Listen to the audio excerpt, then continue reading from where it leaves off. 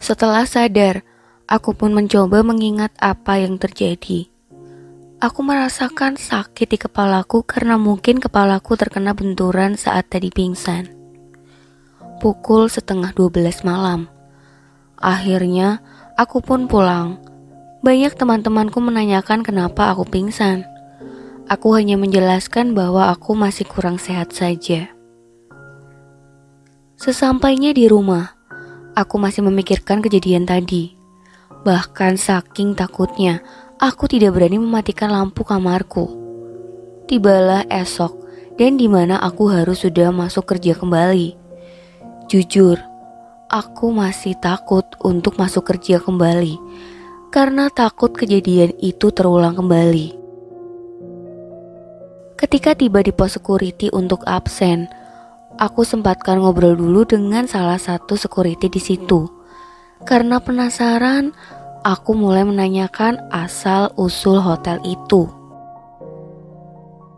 Pak, mau tanya, hotel ini tuh udah berapa tahun ya? Aku bertanya kepada bapak security. Wah, hotel ini udah lama, dari tahun 80-an. Kenapa memangnya? Kata bapak security itu. Gak kenapa-napa pak, cuma mau tahu aja. Bapak udah lama di sini? Saya sih baru 2 tahun. Yang lama tuh Pak Nandang. Dia sudah dari dulu kerja di sini. Oh iya pak, makasih ya pak. Lalu aku pun pergi dan mulai bekerja. Hari itu aku putuskan tidak akan pergi sweeping ke lantai 5. Jadi aku hanya sweeping sampai lantai 4 saja, walaupun aku tidak bilang sama atasanku. Ya mungkin aku sedikit berbohong saja daripada aku menemukan kejadian seperti kemarin lagi. Dan tibalah aku untuk sweeping seperti biasa. Pukul setengah 10 aku mulai keliling hotel dari mulai lantai 2. Setelah berada di lantai 4, aku pun dengan bergegas turun kembali ke lantai 2. Aku membereskan semua barang kotor itu ke tempat cuci piring. Ya, alhamdulillah, malam itu tidak terjadi apa-apa karena memang aku tidak naik ke lantai atas. Waktu menunjukkan pukul setengah 10 malam, di mana 10 menit lagi waktuku pulang. Aku pun menunggu jam pulangku di dalam restoran, yang dimana restoran itu sudah tutup dan gelap, karena memang hanya dipakai untuk breakfast saja atau makan siang. Restoran itu cukup besar dengan dikelilingi kaca, jadi aku bisa melihat ke arah luar. Aku pun duduk dan bersandar sambil memainkan handphone. Saat itu aku hanya sendiri, tidak ada satu orang pun di situ. Ketika aku sedang asik memainkan handphoneku, tiba-tiba ada yang berkata, "Belum pulang kamu?" Sontak aku pun berdiri melihat sekelilingku. Dan memang tidak ada satu orang pun di situ. Dan ketika aku akan bergegas turun pulang, tiba-tiba aku melihat seorang bapak security itu berdiri di balik kaca menghadap dan melihat ke arahku. Tatapannya tajam dan sangat pucat sekali wajahnya.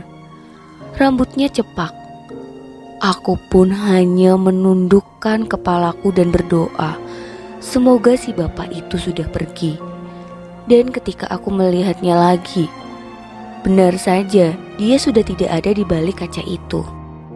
Aku pun bergegas untuk pergi turun ke bawah dan baru saja aku mau membuka pintu restoran itu, tiba-tiba ada yang berteriak dalam restoran itu, "Panas!" dengan sangat kencang. Aku pun dengan cepat berlari ke arah lantai 1. Setibanya di lantai 1, aku pun bertemu partner lawan shiftku di tempat security. Dan kebetulan security yang jaga malam itu adalah Pak Nandang. Mereka keheranan melihatku yang ngos-ngosan dan bertanya, "Kenapa kamu kayak capek gitu?" Tanya lawan shiftku. Aku hanya tersenyum tidak menjawab pertanyaannya. Lalu lawan shiftku pamit dan bergegas naik ke lantai atas. Aku bertanya kepada Panandang, "Pak, saya boleh nanya?" "Mau tanya apa?" jawab Panandang. "Apa benar Bapak sudah lama bekerja di sini?" Lalu Panandang menjawab, "Iya benar, saya dari tahun 95 di sini." Lalu aku bertanya lagi dengan penasaran, "Pak, apakah di hotel ini pernah terjadi sesuatu?" Lalu Panandang menjawab dengan keheranan, "Sesuatu bagaimana, Dek? Selama ini sih aman-aman saja. Paling dulu tahun 97 pernah kebakaran." Sontak aku kaget mendengar perkataan Bapak Nandang tadi. Lalu aku pun menceritakan kepadanya tentang mimpi dan kejadian yang aku alami di dalam hotel ini. Panandang hanya diam dan menatapku tajam tanpa bicara. "Kamu ketemu Diman?" tanya Panandang. "Saya tidak kenal, Pak, tapi saya membaca nama yang ada di bajunya saja." "Ya, dia adalah Diman. Dia teman saya. Dulu dia security juga di sini. Dan saat hotel ini mengalami kebakaran, naas, Diman tidak terselamatkan. Dia terbakar di lantai 5 lalu lari ke lantai 7 dan dia meninggal di lantai 7. Tubuhnya hangus habis terbakar dan jadi abu." Panandang menjelaskan. Aku hanya diam, tak bisa berkata apa-apa mendengar ceritanya. Tubuhku gemetaran karena merasakan rasa yang takut. Lalu Panandang berkata lagi, "Tapi sudah bertahun-tahun pun karyawan di sini tidak ada yang pernah mengalami kejadian seperti kamu dan aman-aman saja. Saya pun selama ini tidak menemukan apapun selama sweeping ke lantai itu. Apa jangan-jangan apa, Pak? Apa kamu pernah membuang sesuatu di lantai 5? "Ya, aku membuang semua barang-barang kotor yang aku temukan, Pak." "Apa kamu pernah membuang toples yang ada di ruangan depan lift di lantai 5? Aku mencoba mengingat. Dan ya, aku ingat aku pernah membuang toples. Lebih tepatnya sih isi toplesnya. Karena toplesnya aku cuci dan aku simpan di lemari restoran."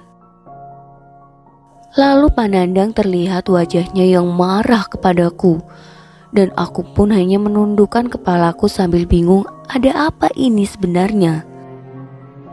Panandang berkata, "Kamu tahu apa yang kamu buang itu? Itu abunya Diman.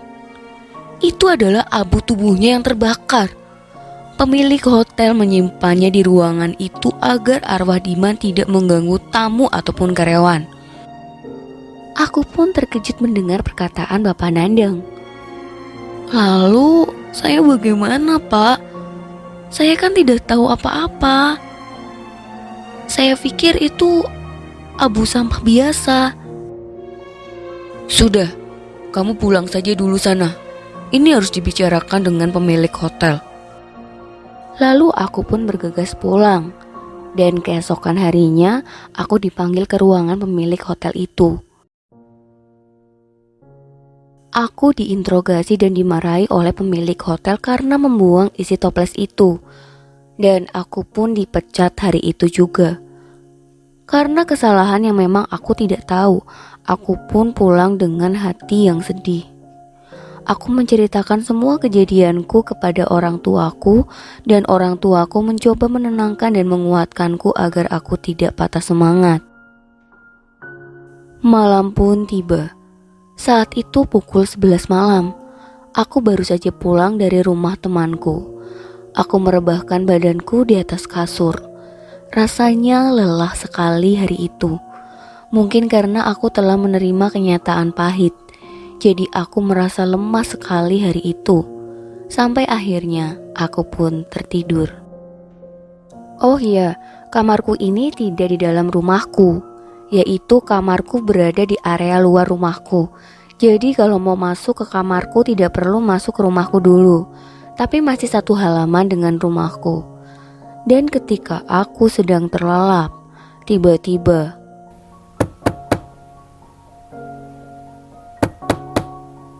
terdengar suara pintu kamarku ada yang mengetuk. Aku yang masih dalam keadaan ngantuk mencoba berdiri dan berjalan ke arah pintu sambil sempoyongan. Lalu aku pun membuka pintu kamarku. Dan ada seorang laki-laki berdiri di depan kamarku. Aku tidak jelas melihatnya karena memang mataku masih sangat ngantuk. Lalu dia meminta segelas air kepadaku. Lalu aku pun membawakannya dan memberikannya dengan segera karena memang aku masih sangat ngantuk agar bisa segera tidur lagi. Ketika aku memberikan air itu, tiba-tiba air itu disiramkan ke arah wajahku. Sontak aku pun menjadi tersadar, dan ketika aku mulai sedikit tersadar, ternyata orang itu adalah sosok almarhum Diman. Dia menyeringai dan tertawa lalu pergi melompat-lompat seperti pocong.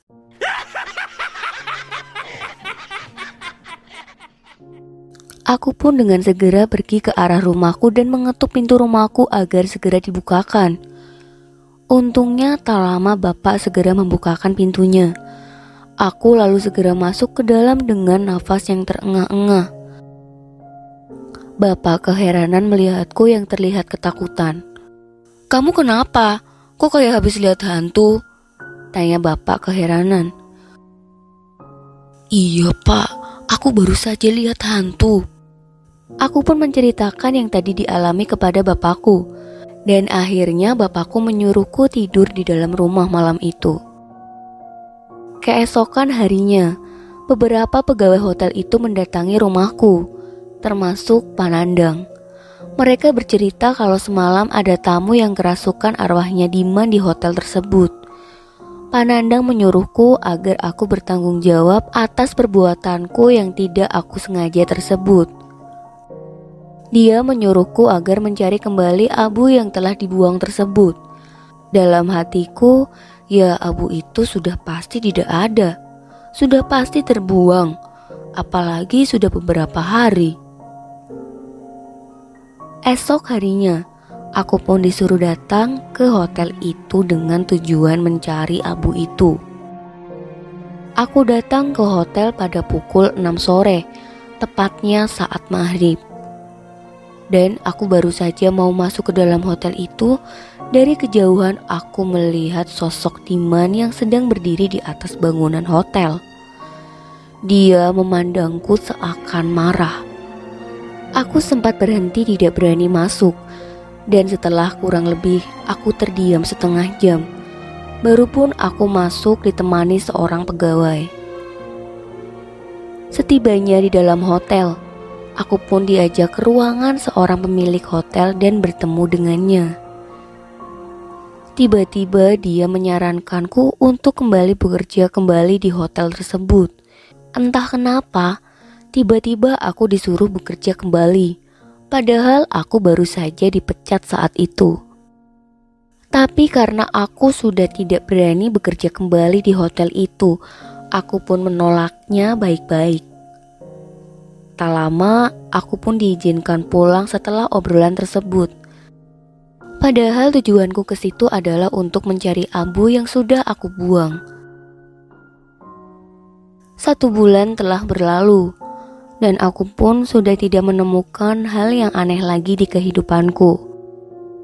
Hari itu adalah hari Senin malam, di mana aku saat itu pergi ke suatu daerah di Jawa Barat, yaitu Ciamis. Itu adalah tempat tinggal nenek dari ayahku. Saat itu aku datang sendirian karena memang aku sudah kangen sama nenekku. Aku tiba pukul 9 malam. Daerah rumah nenekku sangat sepi, maklum, karena memang di kampung. Aku pun disambut oleh bibiku, yaitu adik dari ayahku yang kebetulan dia menjaga nenekku selama ini. Karena sebagian anak-anak nenekku memang sudah berpencar di berbagai kota, aku pun lalu masuk ke dalam rumah nenekku dan berbincang dengan bibi, yang dimana rumah itu menyimpan banyak kenangan kecilku. Hai Ruth, apa kabar? Bagaimana perjalanannya? Lancar? Tanya Bibi kepadaku. Aku baik, Bi. Bibi dan Nenek gimana kabarnya? Agak sedikit macet sih tadi, Bi. Jawabku. Sebentar ya, Bibi ambilkan minum dulu. Kamu mau minum apa, Ruth? Apa saja, Bi, yang tidak merepotkan. Lalu Bibi pun pergi ke dapur untuk mengambil minum. Nenekku saat itu sedang tidur dan aku pun tidak berniat membangunkannya. Karena memang kasihan, jadi biar nanti pagi saja aku menemuinya. Tak lama Bibi pun kembali ke ruang tamu dengan membawa 2 gelas air. Diminum dulu Ruth, mumpung hangat, sahut Bibi. Kami pun asik mengobrol saat itu kurang lebih 10 menit telah berlalu. Bi, kok Bibi tidak minum? Tanyaku kepada Bibi. Lah, kan Bibi tuan rumahnya. Lah, ini buat siapa Bi 1 gelas lagi? Buat temen kamu lah Ruth. Lah, temen yang mana, Bi? Aku kan datang di sini sendiri. Lah, tadi kan kamu datang berdua. Bibi lihat kamu berboncengan kok. Ah, Bibi nih suka bercanda. Kalau aku sama temen kan sudah aku ajak masuk, Bi. Tahu, Ruth. Tapi tadi kan ketika kamu masuk ke dalam rumah, temanmu bilang sama Bibi mau cari api. Bibi mikirnya sih dia mau beli korek untuk merokok.